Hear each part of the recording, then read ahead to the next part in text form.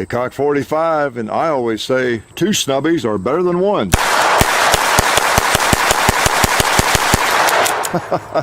Even if they're 22 long rifle. Let's make sure they're empty. Yep, they're empty. Let's take them up here and unload them. Yes, we have a couple of snub nose 22 long rifle revolvers. And since we have these two, we thought we'd do a little comparison. You might be looking for something like this. You never know. You just never know. So we want to help you out. This is the Smith & Wesson 43C SDI.edu. And I'm going to check these guns out. I've actually already checked them out. I have fired both of them a fair amount. And this one, as I say, I own it. And I thought, well, maybe for the folks who I don't know, might have interest in like a J-frame or a small revolver and 22 long rifle, I have a couple of them here. And if you're choosing between the LCR Ruger and a Smith & Wesson variation like this, maybe I can just shed a little light on it. I don't know, maybe not. I might just shed a little dark on it. But I've been shooting this one recently.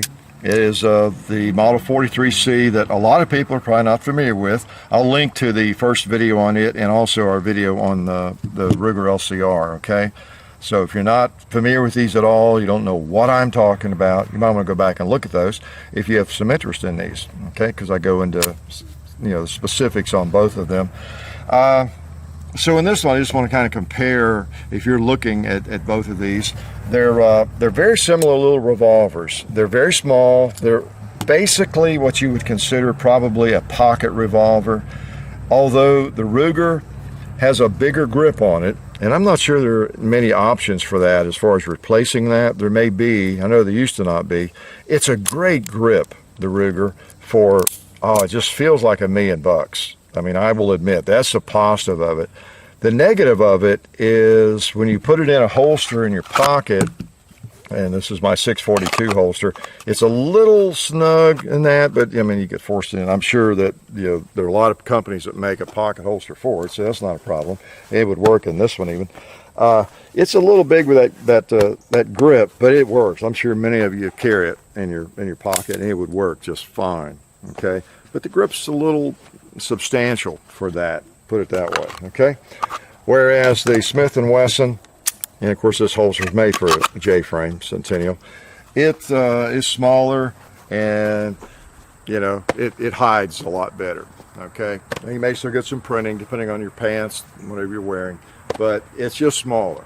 All right, so if you're thinking about a J-frame Smith with boot grips like I like, and what comes on this firearm, and I think comes on the 642s and a lot of these, that's going to hide a little bit better, okay?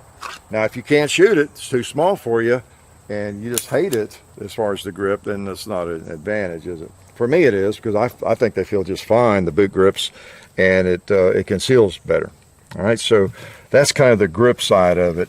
But I have to admit, boy, that just feels great. And my guess is that a lot of you, especially if maybe you don't shoot a great deal, you would probably prefer that Ruger, because boy, you can get your hand on that thing, and it just, you'd probably shoot this firearm better because of the grip. Okay, so that's you know, as far as the grips go. Now the Smith & Wesson is almost $100 more expensive, depending on where you get them. It's MSRP is almost $700. I think the MSRP on this is almost $600. Yeah, so it's less, depending on how much you find them discounted. So price-wise, the Smith's a little more expensive, and they both hold 8 rounds. Let me prove that. Let me put some in there. Okay, and again, this is the 43C, and you've seen that video. I mentioned that it's really a kind of a secret to a lot of people, not even aware that Smith makes this thing, 22 long rifle, you know, 8 shot, and it's all alloy. Even the cylinder, it weighs 11.5 ounces. It is very, very light. I'll give you a good look at that thing, that ammo, and isn't that pretty? There's not much prettier than a revolver loaded, right? Let's load them both while we're doing that. And weight-wise, the Ruger is a little heavier. It's almost 4 ounces heavier. Okay, almost 4 ounces. So not a big deal, but man, that Smith is just like having a couple of potato chips in your pocket. But you don't want to do that because it could get greasy. Now, before I shoot them, I want to remind everybody again, one of our supporters is APMEX, American Precious Metals Exchange, and they have a wide variety of bullion, coins, jewelry, you name it. Interesting place, incredible reputation. So check them out at apmex.com. Go to the link in our description. Okay, follow the link. You'll be impressed. Should I dual wield them again? No, let's don't do that. Let's just shoot them, and let's see which one recoils more. How's that? I think I shoot the Ruger better. I'm gonna go down and get, well, let's just shoot some stuff. Whatever I hit, that's what I was shooting at. How's that? That first shot, like I said, I was shooting at a brown leaf down there and I hit it. So whatever I hit, that's what I was shooting at. Get some piggy. Click. Okay. Feels pretty good. I'm not sure I'd want to enter a big shooting marksmanship match. I'm going to try the Ruger now. Wee doggies. Wow. Let's just stop and enjoy the fountain. I love what 22s do to 2 liters. Get the pig, get a bowling pin. Let's miss it. Let's miss it again. I think I missed that bowling pin 3 or 4 times. I've always felt like I shoot this better. I like the trigger a little bit more, and of course the grip feels great. But these little short barrel revolvers, they're not easy to shoot well. And of course they're really not even designed for what I'm doing even at this distance. Like in the original video, I even hit the gong with this one. But you know, they're designed for very close having a gun, right? That's what it comes down to. And I'll talk about 22. They're both 22 long rifle. And of course you could put some hotter stuff in them, like these stingers or something, if you were going to use it for self-defense, which is probably what you would do. And we can talk about that a little bit again. But as far as a comparison, the Smith's a little more expensive, but it's lighter. Okay, it's a little more concealable. And it's that classic J-frame that's been so popular since, you know, what, 1950 or so. And I love the Centennial. Some people don't. You know, this is one of my carry guns that is in my rotation. I mean, there's hardly a year goes by, and I've had it 15, 20 years, that this is not carried by me, maybe for months at a time. Just depends. You can see it's worn down. I just really like this thing, and it's just hard to beat. They go bang every time. That's 38 Special. These are, of course, 22 long rifle. This one is all, pretty much all aluminum alloy. That's another big difference. The cylinder on the Ruger is steel. So that's one reason it's a little heavier. It's 3.5, 4 ounces heavier. Okay. Of course, the Smith does have a steel sleeve in the barrel, but not in the cylinders, in the chambers. It's aluminum alloy. It's 22 long rifle, so it works okay. Both, I would say, are high quality. You know, there's a price difference, but you know, they're both fairly expensive. And you're talking probably $500 or $600 for either one of them. You know, the Ruger being a little bit less, but you're not going to get these for $200 or $250 or anything like that. I don't know what I do have a little bit of a fascination. I know some of you right now are thinking, is there anything more useless than a snub-nosed revolver? Some of you might be just thinking that because you hate revolvers, low capacity and all that.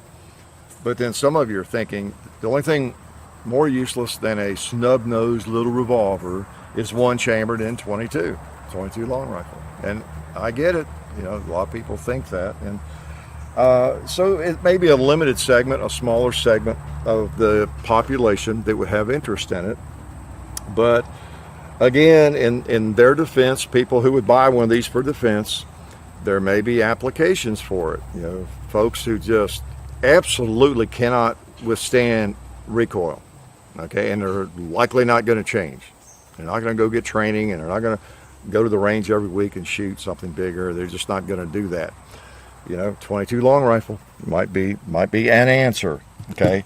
And because they are carry guns, let's face it, these are not range target revolvers. Now you can use them for that, and they're fun to shoot, and you should use them for that if you're going to carry it, right? You should shoot anything you're going to carry. But you know, and if you just needed something really light, and you wanted 8 shots out of it, I mean, this little 642 is not a lot heavier. It's heavier than this, definitely, but you know, you still just get 5 shots with it.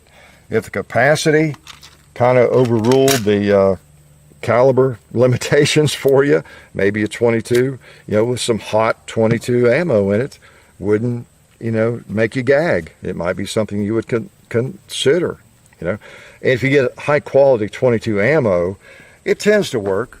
You know, I mean, we all know that 22 is not 100% reliable, but if you get good ammo, it tends to go off. And with a revolver, even if you get a click, you know, you just pull it again, and you're probably okay. Oh, I see, it goes a little higher than I was thinking. Yeah, I got him that time. I'm gonna try that bowling pin again. Quit embarrassing myself.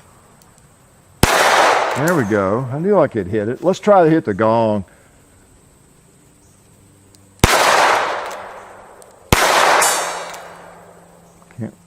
Oh, I think I heard a ring. I think I hit it. Okay, let's try something closer like this. Click. So they're kind of neat. They're 22s. Be good to, you know, if somebody learned to shoot. A 22 is always good for that. But again, we could argue all day and debate all day.